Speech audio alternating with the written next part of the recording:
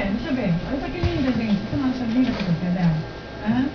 Tu acha que dá pra pular pra brincar, pulando ali no grau, no igual, não?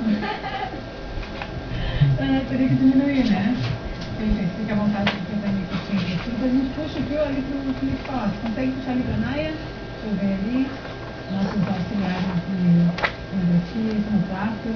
Ô Felipe, como é que veio o teu... todo mundo se baixinho.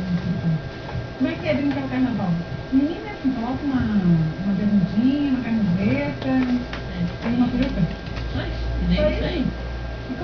Vocês combinaram com alguns amigos para vir para o carnaval do mundo? Se eu não me engano, acho que eu vou viajar e aí? Mas aí vai levar a peruca para brincar em outro lugar. Tem isso. Agora, unir todos, não sabe aqui pra mãe.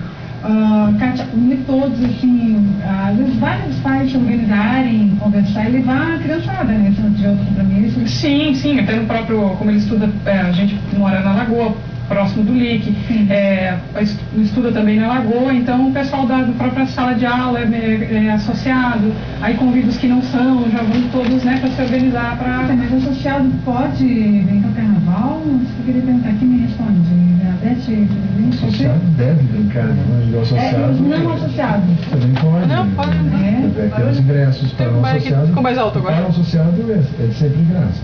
Perfeito. Fala em ingressos, né? Vamos falar do sorteio, gente, ó. No decorrer do nosso programa, nós vamos sortear quantos pallets? São quatro pares de três, né? Um kit de 3 ingressos, né? Isso. São 4 kits de 3 ingressos, é isso? Por exemplo, se você for com um filho, só com 2 pessoas, pode... Aí é uma questão de conversar, né? Tranquilo. Então, durante o nosso programa, você vai ligar 3216-2828. Quando eu falar, liga agora, e daí a gente vai sortear. Certinho? Agora, histórias curiosas, né? Romeu, por exemplo, alguma história curiosa que a gente queira saber, tipo de... Sempre houve piscina? Sempre teve piscina junto com o carnaval? Nunca deu problema, é isso, né? Não, a piscina é até um atrativo para a criançada, porque é uma maneira assim de... porque no nosso salão, como o número de crianças é muito grande, Certo. Então, e com o espaço também que tem, a gente abre, inclusive acabamos de abrir também uma parede para ampliar mais o salão de clube.